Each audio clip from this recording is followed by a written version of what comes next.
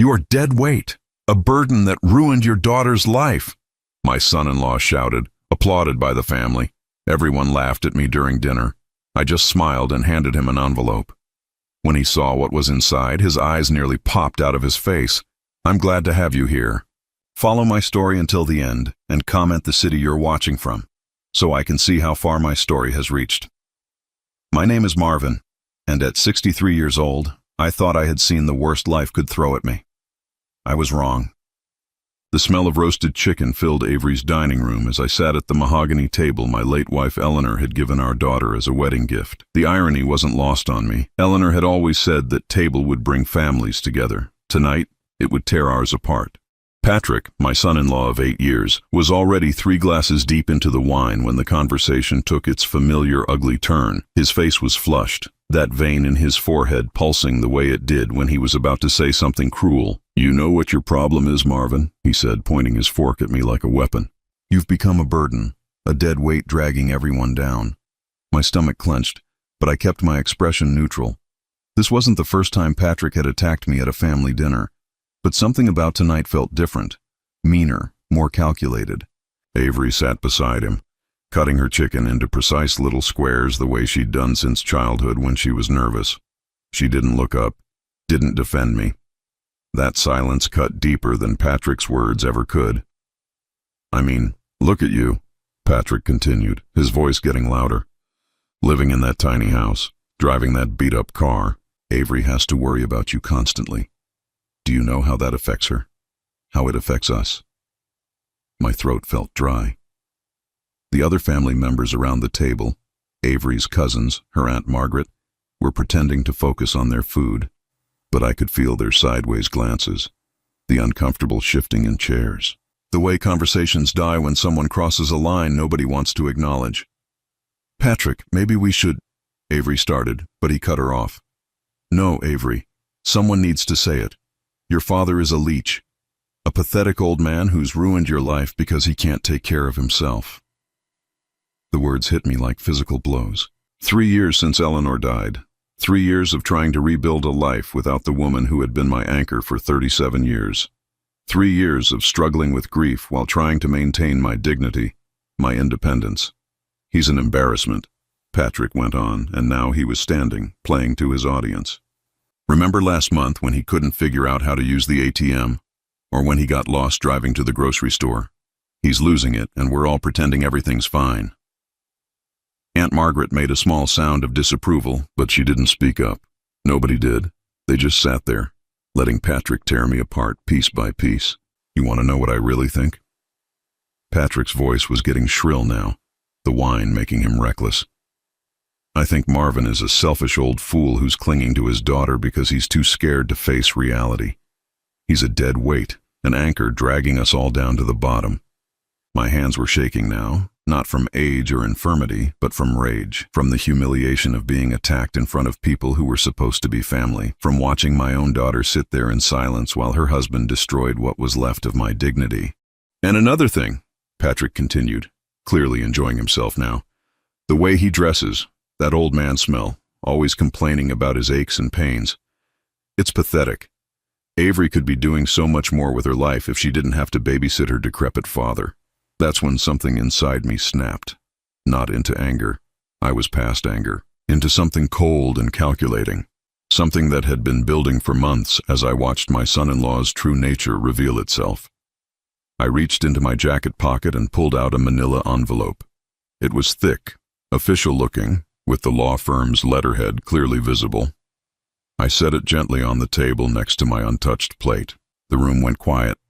Patrick stopped mid-sentence, his mouth hanging open slightly. Avery finally looked up from her food, her eyes wide with something that might have been fear. "What's that?" Patrick asked, but his voice had lost its bravado. He was staring at the envelope like it might explode. I stood up slowly, my knees protesting after sitting for too long. At 63, I might not be young anymore, but I wasn't the broken-down old man Patrick wanted everyone to believe I was. "That," I said quietly, "is something you should have thought about before you decided to humiliate me in front of my family." Patrick's face went pale. He knew something was wrong, but he couldn't figure out what. None of them could. They thought they knew everything about me, about my financial situation, about my place in this family. They were about to learn how wrong they were. "Marvin," Avery said, her voice barely above a whisper. "What is that?" I looked at my daughter. Really, looked at her.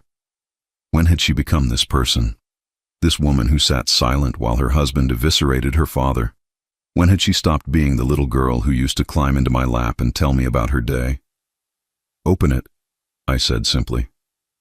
Patrick reached for the envelope with trembling hands. His face was no longer flushed with wine and arrogance. Now he looked like a man who was beginning to understand that he had made a terrible mistake. The silence in the room was deafening as he broke the seal and pulled out the documents inside. I watched his eyes scan the first page, then widen in shock. His hand started shaking so badly he nearly dropped the papers. "This can't be right," he whispered. But it was right. Every word of it. Patrick's hands trembled as he stared at the legal documents. The color had completely drained from his face, and I could see sweat beading on his forehead despite the air conditioning running full blast in Avery's dining room. "Read it out loud," I said calmly, settling back into my chair. "I think everyone here deserves to know what it says." Patrick's mouth opened and closed like a fish out of water. He looked at Avery desperately, but she was staring at the papers with the same shocked expression. I can't," Patrick stammered. "Then I'll read it," I said, reaching across the table. But Patrick jerked the documents away, clutching them to his chest like they might disappear if he let go. "No," he said quickly. "No, I'll read it." The room was so quiet I could hear Aunt Margaret's nervous breathing from across the table. Avery's cousins had stopped pretending to eat and were openly staring now, sensing that something monumental was happening. Patrick cleared his throat and began reading in a shaky voice.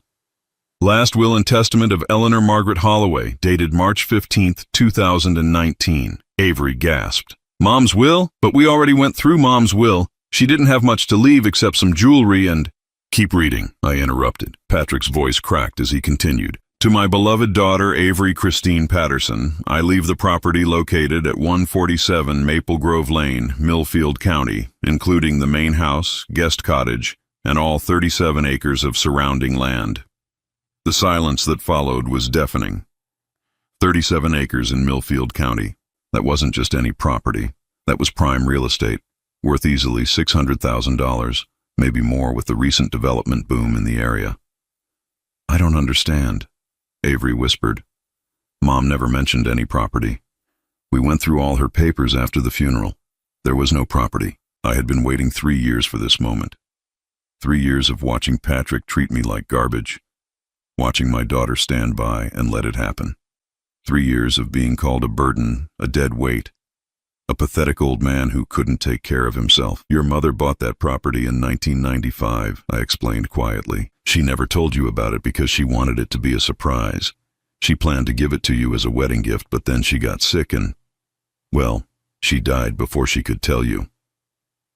Patrick was scanning the document frantically now, his eyes racing over the legal language.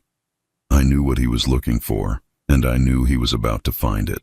"There's more," he said, his voice barely audible. "There's a condition." "What condition?" Avery asked, but she was looking at me now, not Patrick, and there was something in her eyes I hadn't seen in years. Fear. Patrick's hands were shaking so badly now he could barely hold the papers steady. "The inheritance is contingent upon Avery providing love, respect, and proper care for her father, Marvin James Holloway, for the remainder of his natural life." The words hung in the air like a death sentence. I watched as the implications sank in around the table. Aunt Margaret's mouth fell open. Avery's cousins exchanged shocked glances, and Patrick looked like he was about to be sick. "It gets better," I said softly. "Keep reading." Patrick's voice was barely a whisper now. "Should Marvin James Holloway determine that the conditions of love, respect, and proper care are not being met, he has the sole authority to revoke this inheritance and transfer the property to an alternative beneficiary of his choosing." The silence that followed was broken only by the sound of Patrick's ragged breathing. He set the papers down with shaking hands and stared at me with an expression I'd never seen before. Pure, unadulterated terror. "You knew," Avery said suddenly. "You've known about this property for 3 years, and you never said anything." I nodded. "Eleanor made me promise to wait. She wanted to see how you would treat me after she was gone. She was worried that without her around to keep the peace, you might start seeing me as a burden instead of your father. The irony was crushing. Eleanor had been right to worry. Without her gentle influence, without her quiet reminders about respect and family loyalty, Avery had slowly but surely allowed Patrick to poison her against me. "How much is it worth?" Patrick asked desperately, though I could see in his eyes that he already knew it was substantial. "The county assessor valued it at $623,000 last year," I said. "But with the new shopping center going in just 2 miles away, it's probably worth closer to $800,000 now." Patrick made a choking sound. $800,000, more money than he'd probably ever see in his lifetime, and he had just spent the evening systematically destroying his chances of ever getting his hands on it. "Daddy," Avery said, and her voice was different now, smaller. The same voice she'd used as a child when she'd done something wrong and was hoping I wouldn't be too angry. "Daddy, we can talk about this." Patrick didn't mean what he said. He's been under a lot of stress at work and... "Stop," I said quietly. The single word cut through her excuses like a knife. For the first time in 3 years, I was the one with power in this room. I was the one who mattered. "I've been documenting everything," I continued. "Every cruel comment, every dismissive gesture, every time you've let your husband humiliate me. I have a very detailed record of exactly how I've been treated in this family." Patrick's face had gone from pale to green. He was beginning to understand the magnitude of what had just happened. In the space of 5 minutes, he had gone from feeling superior and in control to realizing that he had just destroyed his family's financial future with his own cruelty. "The property comes with conditions," I said, standing up from my chair. "And as of tonight, those conditions have not been met." I picked up the manila envelope and tucked it back into my jacket pocket. Around the table, my family sat in stunned silence, finally understanding that the broken-down old man they'd been mocking was actually the one holding all the cards. "Think about that while you're cleaning up dinner," I said, walking toward the door. "And think about whether $800,000 was worth the satisfaction of calling me a dead weight." I could hear Patrick frantically calling my name as I walked out the front door, but I didn't turn around. For the first time in 3 years, I was exactly where I wanted to be, in complete control. The phone started ringing at 6:30 the next morning. I let it go to voicemail while I sat at my small kitchen table, drinking coffee and reading the newspaper like I did every morning. But the ringing didn't stop. Every 5 minutes, another call. By 7 o'clock, I had 12 missed calls from Patrick and 7 from Avery. I finally answered on the 13th call. "Marvin, thank God." Patrick's voice came through the phone, breathless and desperate. "We need to talk. Last night got out of hand, and I want to apologize. Can I come over?" "No," I said simply. There was a pause. "What do you mean, no?" "I mean, no, Patrick. You can't come over." "You've made your feelings about me very clear." "Marvin, please, I was drunk. I didn't mean any of those things. You know how I get when I've had too much wine. Avery can tell you, I'm not usually like that." I almost laughed. Not usually like that? Patrick had been making snide comments and treating me like an inconvenience for months. Last night wasn't an aberration. It was just the first time he'd done it so publicly. "Actually, Patrick, that's exactly what you're usually like. The only difference is that last night you said it in front of witnesses." I could hear him breathing heavily on the other end of the line. "Look, we're family. Family fights sometimes, but we work it out. That's what families do." "Family," I repeated. "Is that what you call it when you tell a room full of people that I'm a pathetic old man who's ruined your wife's life?" I was angry. People say things they don't mean when they're angry. "No, Patrick. People say things they really mean when they're angry. That's when the truth comes out." The desperation in his voice was growing more pronounced. "Marvin, please, $800,000. That's Avery's inheritance. You can't take that away from her because of something I said." "I'm not taking anything away from anyone," I said calmly. "Eleanor's will is very clear about the conditions. If those conditions aren't met, the inheritance is revoked. It's not my fault that you chose to violate those conditions. But I can change. We can change. Just give us another chance." I set my coffee cup down and looked out my kitchen window at the small garden Eleanor and I had planted together 15 years ago. The roses were blooming despite my mediocre care since she'd been gone. Some things survived even when they weren't treated as well as they deserved. "Patrick," I said quietly, "do you remember what you said about me last month when I couldn't figure out the new ATM machine at the bank?" Silence. "You called me a senile old fool. You said it loud enough for half the bank to hear."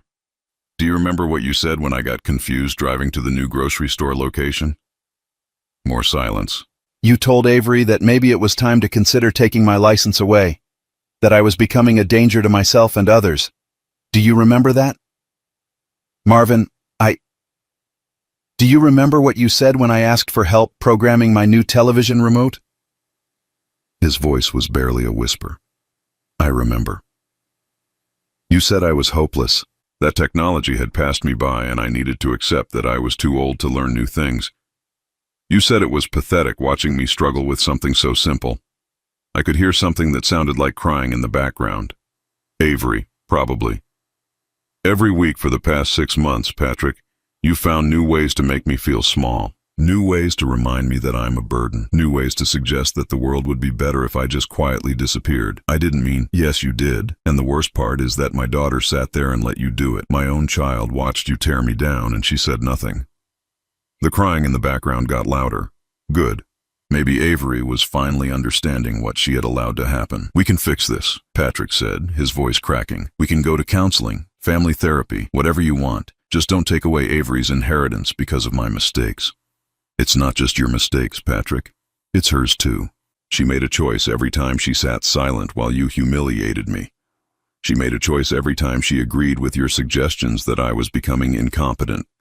She made a choice every time she treated me like I was an obligation instead of her father. The line was quiet for a long moment. Then Patrick's voice came back, harder now. Desperate people often show their true nature when cornered. You're being cruel, Marvin. Avery loves you. She's always loved you. Love isn't silent, Patrick. Love speaks up. Love defends. Love doesn't sit quietly while someone you care about gets destroyed. So what do you want from us? What do we have to do to fix this? That was the question I'd been waiting for. What did I want? For months, I'd wanted my dignity back. I'd wanted to be treated with respect. I'd wanted my daughter to remember that I was her father. Not just an old man she had to manage. But now I wanted something different. I want you to understand what it feels like to have no power, I said. I want you to understand what it's like to be dismissed and belittled. I want you to know how it feels when the people who are supposed to love you treat you like you're worthless. Marvin, please. I want you to spend some time thinking about whether $800,000 is worth more to you than treating an old man with basic human decency. I hung up before he could respond. The phone rang again immediately. I turned it off. 20 minutes later, there was a knock at my front door. I looked through the peephole and saw Patrick standing on my small front porch, still in yesterday's clothes, his hair disheveled. He looked like he hadn't slept. I didn't open the door. Marvin, I know you're in there, he called out. Please, just let me talk to you. 5 minutes, that's all I'm asking. I made myself another cup of coffee and sat back down at the kitchen table. Let him stand out there. Let him feel what it was like to be ignored. Marvin, please, I'm sorry. I was wrong about everything I said. You're not a burden. You're not pathetic. You're Avery's father, and I should have treated you with respect. The words sounded hollow even through the door. He was saying what he thought I wanted to hear, but there was no sincerity behind it, just desperation. I'll do anything to make this right, he continued. Anything. Just tell me what you want. What I wanted was my wife back. What I wanted was to turn back time to before Eleanor got sick, before she died, before I became this lonely old man who was dependent on his daughter's charity. What I wanted was to feel like I mattered to someone again, but Patrick couldn't give me any of those things. All he could give me was money he'd never had in the first place, and respect that would disappear the moment he got what he wanted. The knocking stopped after about 10 minutes. I heard his car start up and drive away, but I knew he'd be back. $800,000 was too much money to walk away from. And Patrick was exactly the kind of man who would do anything, say anything, promise anything, to get his hands on that much money. The question was, what would Avery do? Would she stand by her husband? Or would she finally remember that she used to be Daddy's little girl? I had a feeling I was about to find out. 3 days passed before Avery came to see me alone. I was in my small backyard, tending to Eleanor's rose garden, when I heard the gate latch click. I didn't turn around when she approached, just kept deadheading the yellow roses that had been my wife's favorites. Hi, Daddy. The word Daddy hit me like a physical blow. She hadn't called me that in over a year. It had been Dad at best. Marvin when Patrick was around, and she was trying to seem more adult, more sophisticated. Avery. I still didn't turn around. I heard her take a shaky breath behind me. We need to talk. Do we? Daddy, please, look at me. I set down my pruning shears and finally turned to face my daughter. She looked terrible. Her eyes were red and swollen. Her usually perfect hair was pulled back in a messy ponytail, and she was wearing an old sweatshirt I remembered from her college days. She looked like the little girl who used to come to me when she'd had a nightmare. Patrick's been having panic attacks, she said quietly. He can't sleep. He can't eat. He keeps saying he's ruined everything. I picked up my shears again and moved to the pink roses. Has he now? Daddy, you have to understand something. Patrick, he's not a bad person. He gets stressed. And when he's stressed, he says things he doesn't mean. I paused in my pruning. How long have you known about the property, Avery? The question caught her off guard. I saw her flinch, saw the way her hands clenched at her sides. What do you mean? You heard me. How long have you known about your mother's property in Millfield County? She was quiet for so long, I thought she might not answer. When she finally spoke, her voice was barely above a whisper. About 6 months, the pruning shears fell from my hands. 6 months. She'd known for 6 months and she'd said nothing. Worse than that, she'd let Patrick continue treating me like garbage even though she knew I controlled her inheritance. How did you find out? I was going through some of Mom's old papers, looking for her recipe box. I found a copy of the will in her desk drawer. I turned to face her fully now, and I could see the guilt written all over her face. 6 months, Avery. For 6 months you've known that your inheritance depends on how you treat me, and you chose to do nothing. It's not like that. Then what is it like? Help me understand how my daughter could know that her mother wanted her to love and respect her father, and then sit silently while her husband called him a pathetic old fool. Tears were streaming down her face now. Because I was scared, okay? I was scared that if I told Patrick about the will, he'd try to fake being nice to you just to get the money. I wanted his feelings to be genuine. The irony was staggering. She'd been protecting Patrick's authenticity, and in doing so, she'd allowed his authentic cruelty to flourish. So you thought it was better to let him show his true colors? I thought maybe if I gave him enough time, he'd come around on his own. Maybe he'd start to see what I see in you. And what do you see in me, Avery? She broke down completely then, sobbing like a child. I see my daddy. I see the man who taught me how to ride a bike and helped me with my homework and walked me down the aisle at my wedding. I see the man who held me when Mom died and told me everything would be okay, even though you were hurting just as much as I was. For a moment, I felt my resolve weaken. This was my little girl, the child I'd raised and loved and protected, but then I remembered something. If that's what you see, Avery, then why have you been treating me like Patrick does? She looked up at me, confused. What do you mean? I walked over to my small patio table and sat down heavily. Last month, when I couldn't figure out the ATM, you said I should probably switch to a bank with simpler machines. You said it in front of Patrick, and you agreed with him when he said I was struggling with technology. Her face crumpled. Daddy, I was just trying to help. 2 weeks ago, when I got confused driving to the new grocery store location, you suggested maybe I should consider only driving during daylight hours. You said it might be safer. I was worried about you. And last week, when I asked for help with the television remote, you sighed before you helped me. You sighed like I was bothering you with something trivial. Each word was like a knife, and I could see them cutting into her. But she needed to hear this. She needed to understand. You've been agreeing with Patrick's assessment of me for months, Avery. You've been treating me like I'm incompetent, like I'm a burden, like I'm too old to function independently. The only difference is that you've been doing it quietly. That's not, I didn't mean. You did mean it. You've been preparing yourself for the day when you'll have to put me in a nursing home because I can't take care of myself anymore. You've been looking for evidence that I'm declining, that I'm becoming the pathetic old man Patrick says I am. She was sobbing openly now, but I couldn't stop. The words had been building up for months, and they needed to come out. And the worst part is that you knew. You knew about the will, you knew what your mother wanted, and you still chose to treat me like I was disposable. Daddy, please, do you know what your mother said to me before she died? I asked quietly. Avery shook her head, still crying. She said she was worried about what would happen to me after she was gone. She said she was afraid you'd start seeing me as an obligation instead of your father. She said she hoped the property would ensure that you'd always take care of me. I stood up and walked back to the roses. But she never imagined that you'd know about the property and choose to ignore her wishes anyway. I didn't ignore them. I love you, Daddy. I do. I picked up my pruning shears again. Love isn't a feeling, Avery. It's a choice. It's a daily decision to treat someone with kindness and respect. It's standing up for them when others attack them. It's defending them even when it's uncomfortable. I can change. We can change. Patrick and I have been talking, and we want to do better. Have you now? I kept my voice neutral, but something cold was settling in my chest. And what exactly have you and Patrick been discussing? The way she hesitated told me everything I needed to know.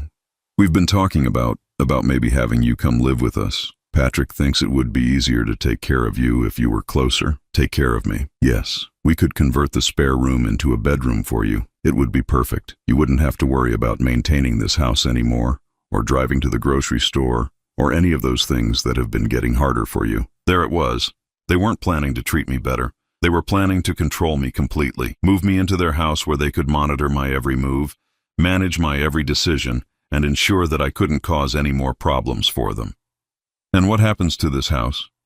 Well, we'd have to sell it, obviously, but that's okay because you'd be living with us. I set down the pruning shears and looked at my daughter, really looked at her. When had she become this person? This woman who could stand in my backyard and calmly explain how she and her husband had planned out my future without consulting me. Avery, I said quietly, get off my property. What? You heard me. Get off my property and don't come back. Daddy, you're being unreasonable. No, I'm being clear. You and Patrick have already decided how you're going to handle this situation. You're going to manipulate me into giving up my independence so you can control me completely. You're going to take away everything I have left, my home, my autonomy, my dignity, so you can feel better about collecting your inheritance. That's not what we're doing. Yes, it is, and the fact that you can't even see it makes it worse. I walked toward my back door, then stopped and turned back to her. Your mother left you that property because she wanted you to love me, Avery. Not manage me, not control me, love me. But you can't do that, can you? Because that would mean seeing me as a person instead of a problem to be solved. I went inside and locked the door behind me, leaving my daughter crying in the garden her mother had planted. Through the kitchen window, I watched her stand there for several minutes before finally walking away. That night I called Eleanor's lawyer and scheduled an appointment. It was time to make some changes to that will. Robert Hutchinson had been Eleanor's lawyer for over 20 years. He'd handled our wills, our house purchase, and all the legal paperwork surrounding Eleanor's illness and death. When I called his office, his secretary squeezed me in the next morning. His office smelled like old leather and fresh coffee, the same way it had when Eleanor and I first visited him to draw up our wills 30 years ago. Robert was older now, his hair completely white, but his eyes were still sharp behind wire-rimmed glasses. Marvin, he said, standing to shake my hand. I have to say, I was wondering when you might call. Were you now? He gestured for me to sit in the burgundy leather chair across from his mahogany desk. Eleanor was very specific about the conditions in her will. She also mentioned that she was concerned about how Avery might treat you after she was gone. I settled into the chair, noting how it still felt just as comfortable as it had 3 decades ago. Some things remained constant even when everything else fell apart. She was right to be concerned. Robert pulled out a thick file and opened it on his desk. I've been documenting everything, just as Eleanor requested. Every 6 months I've been checking in with neighbors, with your doctor, with people who might have insight into how you're being treated. I felt my eyebrows raise. Eleanor asked you to do that? She was very thorough, Marvin. She loved Avery deeply, but she also knew her daughter's weaknesses. She was worried that Avery might be easily influenced by the wrong person. Patrick. Eleanor had never liked Patrick, though she'd been too polite to say so directly. But I remembered the way her mouth would tighten when he made his little jokes at my expense. The way she'd change the subject when he started talking about how young people had to take care of everything because older people couldn't keep up. What have you documented? Robert put on his reading glasses and flipped through several pages. Well, there's Mrs. Henderson next door. She's mentioned several occasions when she heard Patrick yelling at you in your driveway. Once about your driving, once about some confusion with your mail delivery. I remembered those incidents. Patrick had come over to help with some paperwork and had gotten frustrated when I couldn't immediately find the documents he was looking for. He'd raised his voice, called me scattered and disorganized, made me feel like an incompetent child. There's also Dr. Martinez from your medical practice. He mentioned that Avery has been asking detailed questions about your mental capacity, your memory, your ability to live independently. My stomach clenched. Those conversations had happened without my knowledge. My own daughter had been discussing my competency with my doctor behind my back. And then there's the incident at First National Bank last month. I closed my eyes. The ATM incident. I'd been trying to use the new machine, struggling with the updated interface, when Patrick had loudly announced to everyone in line that I was having trouble with modern technology and needed help with simple tasks. The branch manager, Susan Walsh, filed a report with me. She was concerned about how your son-in-law was treating you in public. A report? Eleanor asked me to establish a network of people who could provide objective observations about your treatment. She wanted documentation in case the inheritance needed to be challenged. I sat back in the leather chair, overwhelmed. Even in death, Eleanor had been protecting me. She'd anticipated exactly what would happen and had put safeguards in place. There's more, Marvin. Robert turned several pages and pulled out a different section of documents. I've also been monitoring Avery and Patrick's financial situation, as Eleanor requested. Why? Because Eleanor suspected that if they ever treated you poorly, it would be motivated by financial desperation.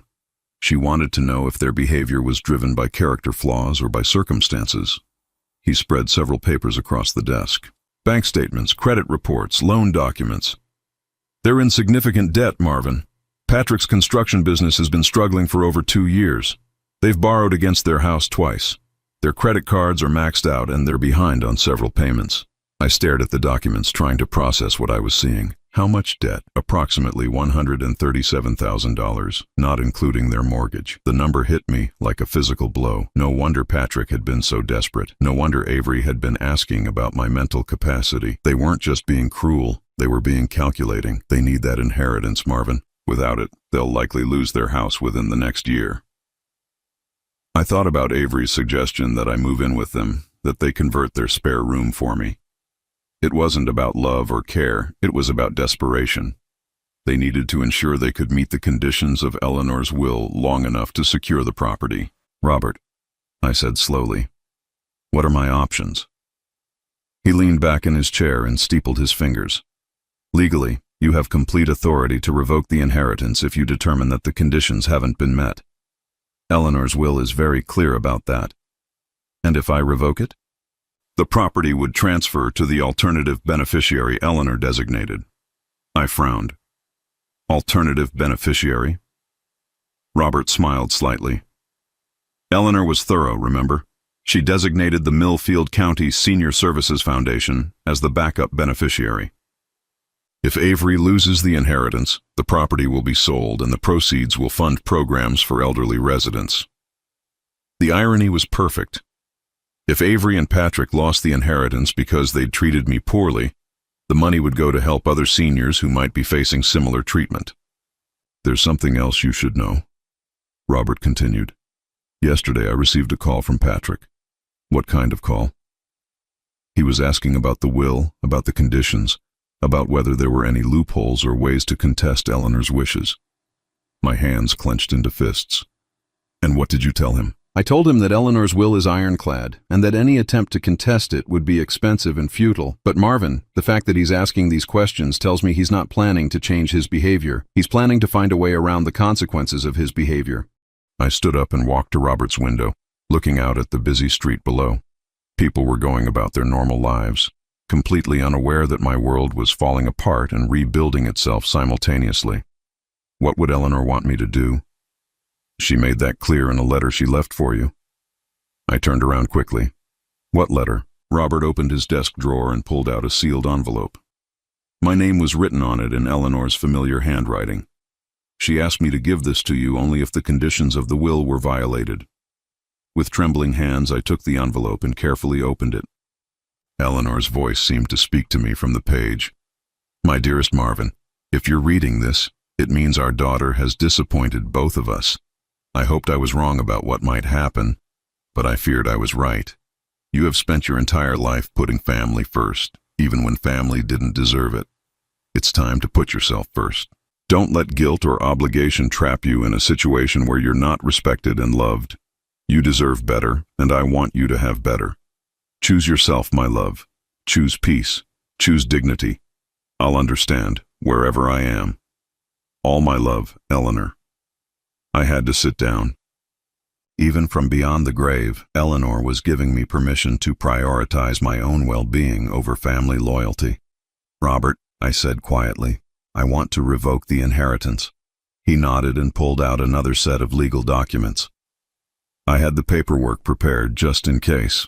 Eleanor asked me to make it as simple as possible for you. As I signed the documents that would transfer $800,000 away from my daughter and toward helping other seniors, I felt something I hadn't experienced in 3 years. Relief.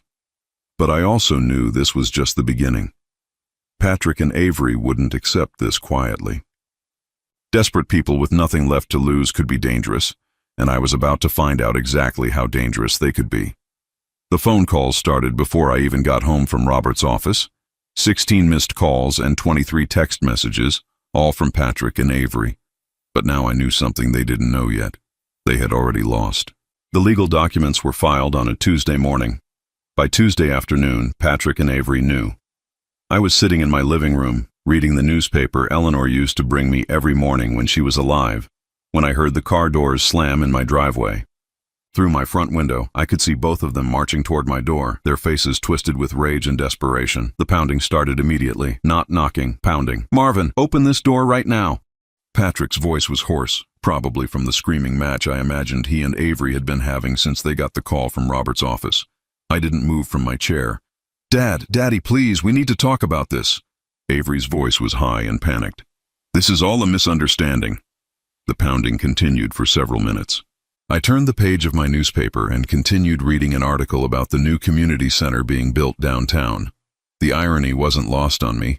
It was being funded by donations from local families who cared about their elderly community members. "We know you're in there," Patrick shouted. "Your car is in the driveway. Open this door." I folded the newspaper carefully and walked to my front window. Patrick was red-faced, sweating through his shirt despite the cool autumn weather. Avery stood beside him, tears streaming down her face, her hands pressed against the door like she could force it open through sheer will. I opened the window. "You need to leave my property," I said calmly. Patrick whirled around to face me. "You son of a bitch. You can't do this. That money belongs to Avery." "No, Patrick. That money belonged to Eleanor, and she left very specific instructions about how it should be handled." "You're stealing from your own daughter." I almost laughed. "I'm not stealing anything. I'm simply enforcing the conditions that were clearly stated in Eleanor's will. Conditions you chose to ignore." Avery pushed past Patrick and came to stand under my window. "Daddy, please. We can fix this. We can do better. Just give us another chance." "Another chance to do what, Avery? To pretend you respect me until you get your hands on the money? To move me into your spare room so you can control every aspect of my life? To continue treating me like a burden you have to manage? That's not what we were doing." "Yes, it is. And even if it wasn't, it's too late now. The inheritance has been revoked and transferred to the Millfield County Senior Services Foundation." Patrick let out a roar of rage that probably woke up half the neighborhood. "You vindictive old bastard. You've destroyed us. Do you understand that? You've destroyed your own family." "No, Patrick, you destroyed this family." I just stopped pretending it was still intact. I closed the window and walked back to my chair. The shouting continued for another 10 minutes before I heard their car doors slam again and the sound of them driving away. But I knew they'd be back. They were back the next morning and the morning after that. For a week, they took turns trying different approaches. Patrick would come alone, alternating between rage and fake remorse. Avery would come with fresh tears and childhood memories, trying to guilt me into changing my mind. On the 8th day, they brought reinforcements. I was watering Eleanor's roses when I heard multiple car doors slam. Through my garden gate, I could see Avery's Aunt Margaret, her cousin David, and 2 other relatives I barely recognized. They came in like an intervention team, surrounding me in my own backyard. "Marvin," Aunt Margaret said, her voice dripping with artificial sweetness, "we need to talk about this situation with Avery." I continued watering the roses. "What situation is that, Margaret?" "You know exactly what situation. You've taken away Avery's inheritance over a simple misunderstanding." "There was no misunderstanding. Patrick called me a dead weight, a burden, and a pathetic old man who had ruined his wife's life. He said it in front of all of you, and none of you spoke up to defend me. People say things they don't mean when they're upset. David chimed in. Family is supposed to forgive. I turned off the water hose and faced them. Where was this concern for family forgiveness when Patrick was humiliating me? Where was this intervention when he was systematically tearing down my dignity? You were all there that night, and not one of you said a word. Margaret's mask of sweetness slipped slightly. You're being vindictive, Marvin. Eleanor wouldn't have wanted this. That was a mistake. Bringing up Eleanor was a mistake. Eleanor left specific instructions about what she wanted, I said, my voice turning cold. She wanted her daughter to love and respect her father. She wanted me to be treated with dignity. She wanted me to feel valued as a family member, not managed like a problem to be solved. You're taking this too far, the cousin I didn't recognize said, over some words that were said in anger. Some words? I looked at each of them in turn. For months, Patrick has been treating me like I'm incompetent. For months, Avery has been agreeing with his assessment and planning my future without consulting me. For months, all of you have watched it happen and said nothing. But now that there's money involved, suddenly you all care about family harmony. The silence that followed told me everything I needed to know. Here's what's going to happen, I continued. You're all going to leave my property. You're going to stop calling me, stop showing up at my house, and stop trying to guilt me into changing my mind. The inheritance is gone, and it's not coming back. You'll regret this, Margaret said, her sweetness completely gone now. When you're old and sick and need someone to take care of you, don't come crying to us. I smiled. Margaret, I'm already old. And if I get sick, I'll hire professionals who will treat me with respect because it's their job, not rely on family members who only pretend to care when there's money involved. They left in a convoy of righteous indignation, and I never saw most of them again. 3 months later, I got a call from Robert Hutchinson. Marvin, I thought you'd want to know. The Millfield County property has been sold. $793,000. The foundation is using the money to expand their home care services and build a new senior center. I was sitting in my kitchen, having my morning coffee and reading about the senior center in the newspaper.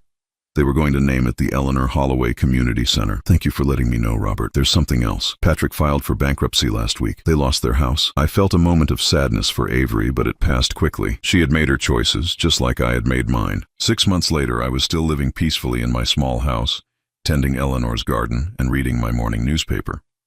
The phone rarely rang anymore, and when it did, it was usually my new friend Margaret Henderson from next door, or Dr. Martinez checking on my health, or someone from the senior center inviting me to join their activities. I had started volunteering at the Eleanor Holloway Community Center twice a week, helping other seniors navigate the challenges of aging with dignity. Many of them had stories similar to mine, family members who saw them as burdens, adult children who were more interested in inheritance than relationship. But the difference was that now I could help them understand they had choices. They didn't have to accept being treated poorly just because the people mistreating them were family. One afternoon, while I was helping an 80-year-old woman named Rose fill out paperwork for home care services, she looked up at me with tears in her eyes. My son keeps telling me I should sell my house and move in with him, she said, but I know he just wants to control my finances. I don't know what to do. I handed her a tissue and sat down beside her. Rose, what do you want to do? I want to stay in my house. I want to keep my independence. I want to be treated like an adult, not like a child. Then that's what you should do. You have the right to make your own decisions about your life, regardless of what your son thinks is best for you. She smiled through her tears. It's scary, though. Standing up to family. Yes, I agreed, it is, but you know what's scarier? Spending the rest of your life being diminished by people who are supposed to love you. As I drove home that evening, I thought about Eleanor and the gift she had given me, not the money that had never been mine to begin with. The real gift was permission to choose myself, to demand respect, to refuse to accept treatment that diminished my worth as a human being. I pulled into my driveway and sat for a moment, looking at the small house Eleanor and I had shared for so many years. It wasn't much, but it was mine. My choices, my rules, my peace. For the first time since Eleanor died, I felt truly at home. That night, I wrote a letter to Avery. Not an angry letter, not a vindictive letter, just an honest one. Dear Avery, it began. I hope someday you'll understand that love isn't silent. Love speaks up. Love defends. Love treats people with dignity, even when it's inconvenient. I hope you'll learn that before you have children of your own. Love, Dad. I mailed it the next morning, then went to tend Eleanor's roses. They were blooming better than ever, despite my amateur care. Some things I realized flourish when they're treated with basic respect and attention, just like people. I never heard back from Avery, and that was okay. I had said what needed to be said. The rest was up to her. At 63 years old, I had finally learned that family isn't about blood or obligation. It's about respect, dignity, and genuine care. And if your biological family can't provide those things, you have the right to find people who can. I was no longer a dead weight or a burden. I was Marvin Holloway, and I deserved better than I had been accepting. Eleanor would have been proud.